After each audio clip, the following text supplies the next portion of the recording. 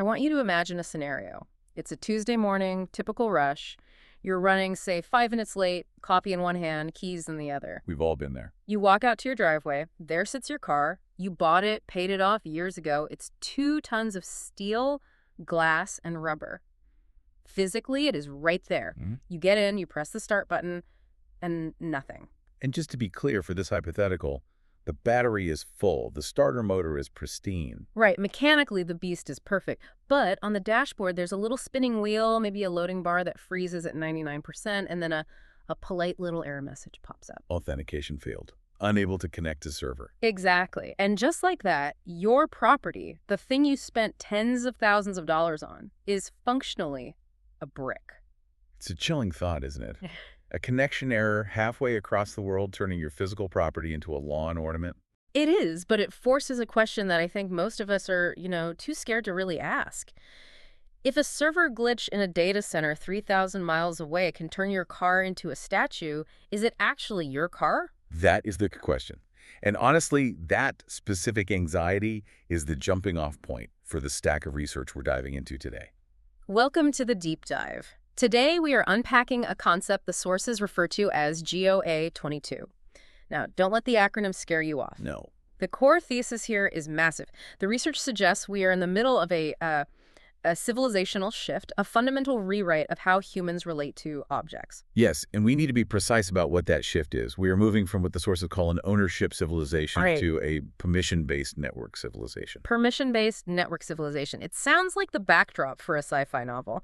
But our mission today is to look past the subscription fatigue we all feel, being asked to tip a digital kiosk or subscribe to a heated seat, and understand the structural why behind this. Why is this happening? And I want to set a ground rule right at the start. It is very easy to look at this topic and spiral into a dystopian nightmare. Big Brother is turning off your car. Sure. Or, conversely, to gloss over it as a utopian tech sales pitch where everything is magical and connected. We aren't doing either of those things. We are walking the middle line. Exactly. Yeah. We need to look at the structure. We have to hold 2 possibilities in our heads simultaneously.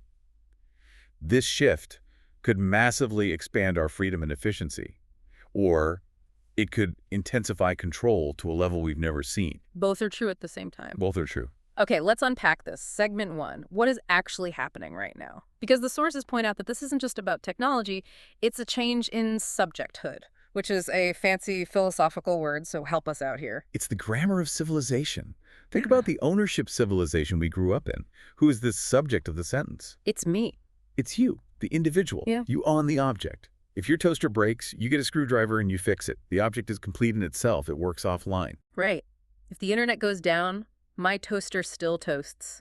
I am the master of the toaster. The relationship is direct. Me and the machine. But in a permission civilization, the subject changes. The subject is no longer you, the individual human. The subject is the account. The account. And the object, the car, the phone, the smart fridge, is just a terminal. It's a portal that authenticates your account to access a service. So I don't own the car. My account has permission to use the car. Precisely. And we see this most clearly in the auto industry right now. The sources talk a lot about SDVs, software-defined vehicles. This is where the friction is really heating up. I mean, we've all heard the stories, right?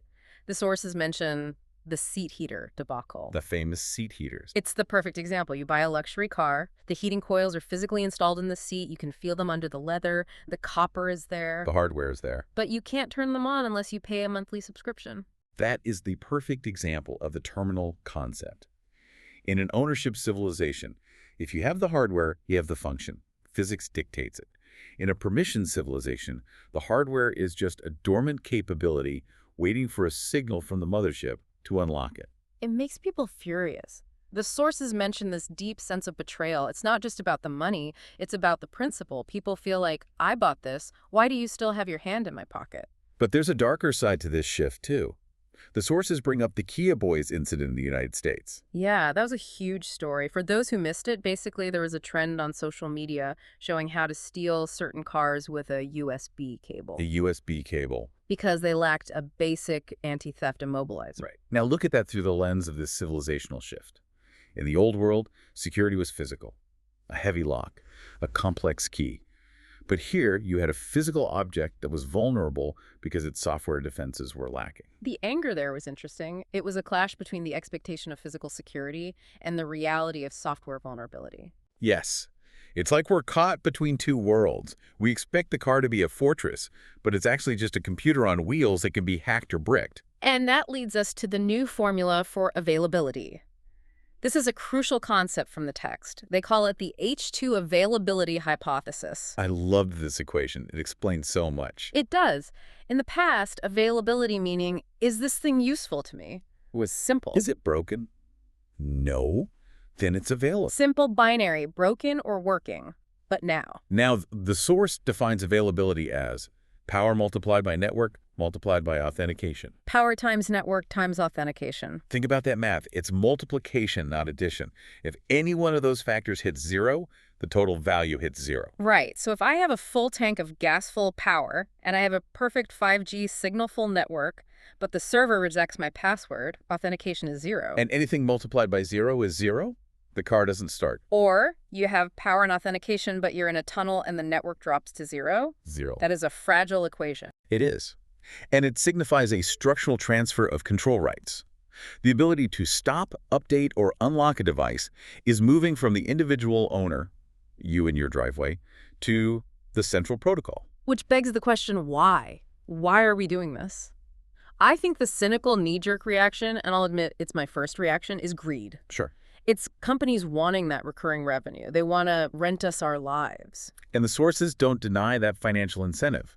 It is real. Wall Street loves a subscription model. But if we only look at greed, we miss the bigger picture. The analysis here pivots to what they call the L5 constraints. L5, this sounds like a physics problem. It basically is. It stands for the constraints of physics and environment at the scale of a modern civilization. The argument is that this shift isn't driven by ideology or just by corporate boards.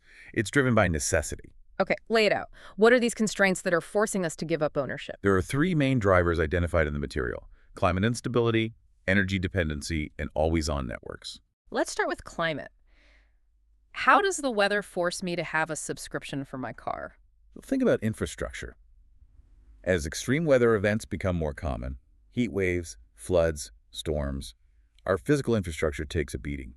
To manage a power grid under that kind of stress, you can't just have dumb power lines. You need a smart grid. You need a grid that can react in milliseconds, rerouting power, shutting down sectors to prevent wildfires, balancing loads. So the grid itself needs to be a permission network. Exactly. It needs centralized management to recover quickly. You can't have millions of disconnected autonomous units.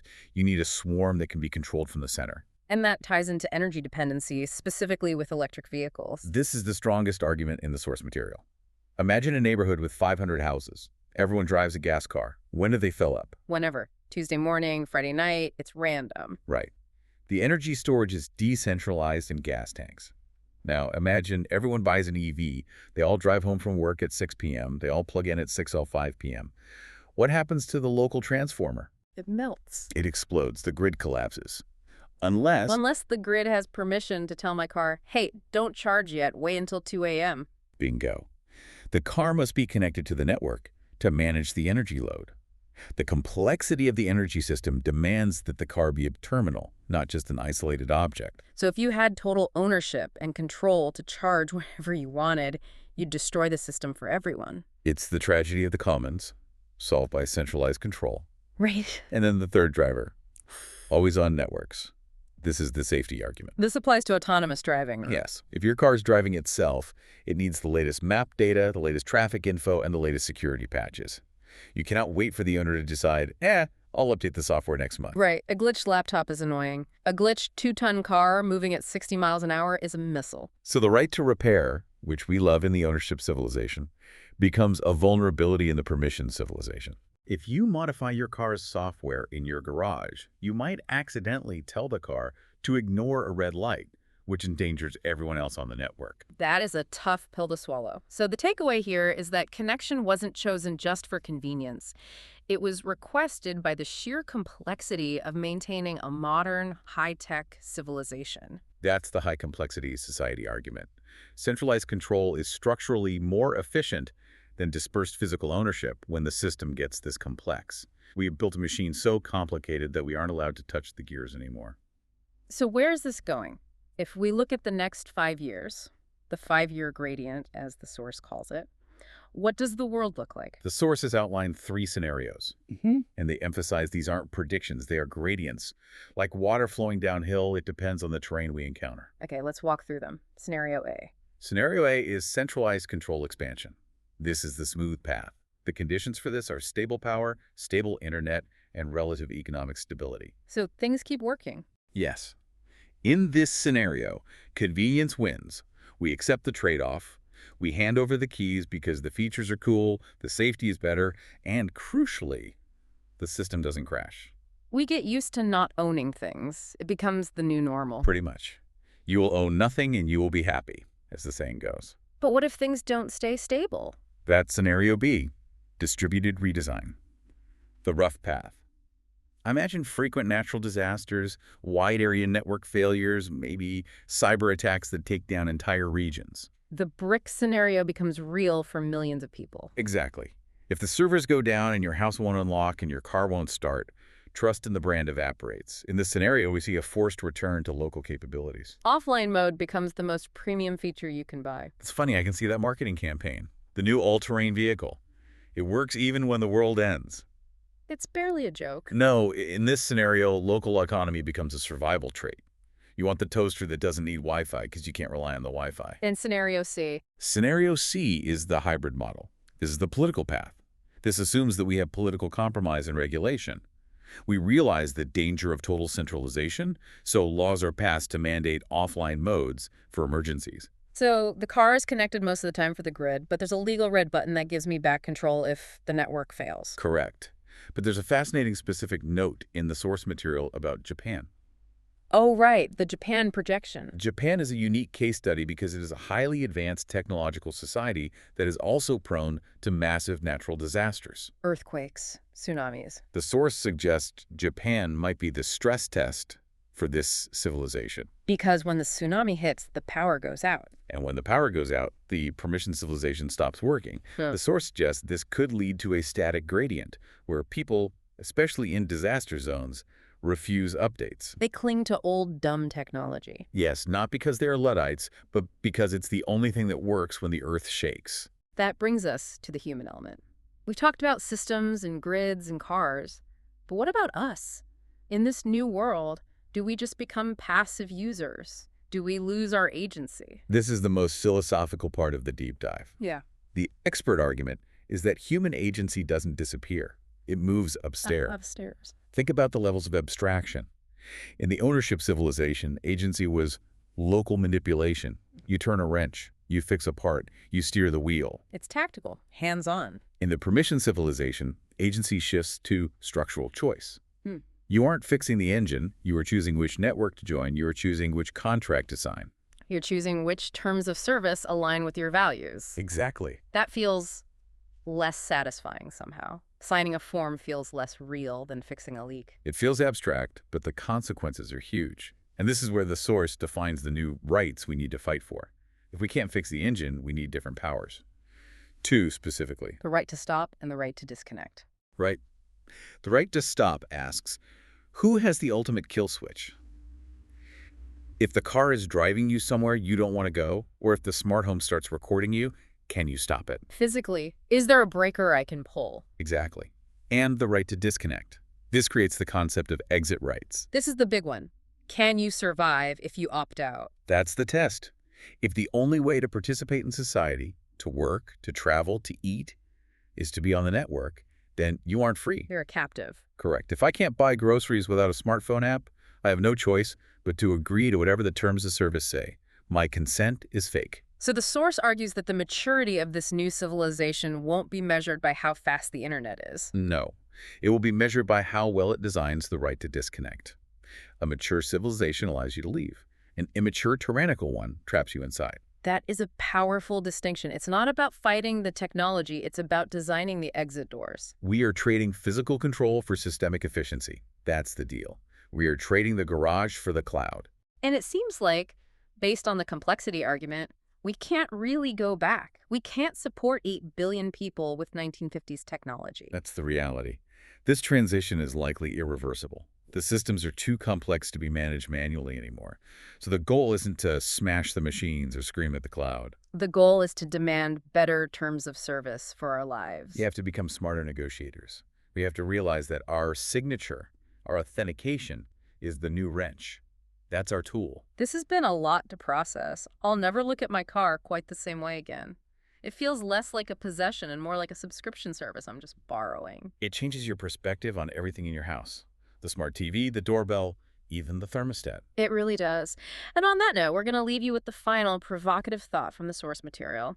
I want you to take a second right now. Look around the room you're in. Look at your phone, your computer, your smart TV, maybe even your coffee maker if it connects to Wi-Fi. If the server went down forever, how many of them would still be yours? Thanks for listening to The Deep Dive. See you next time.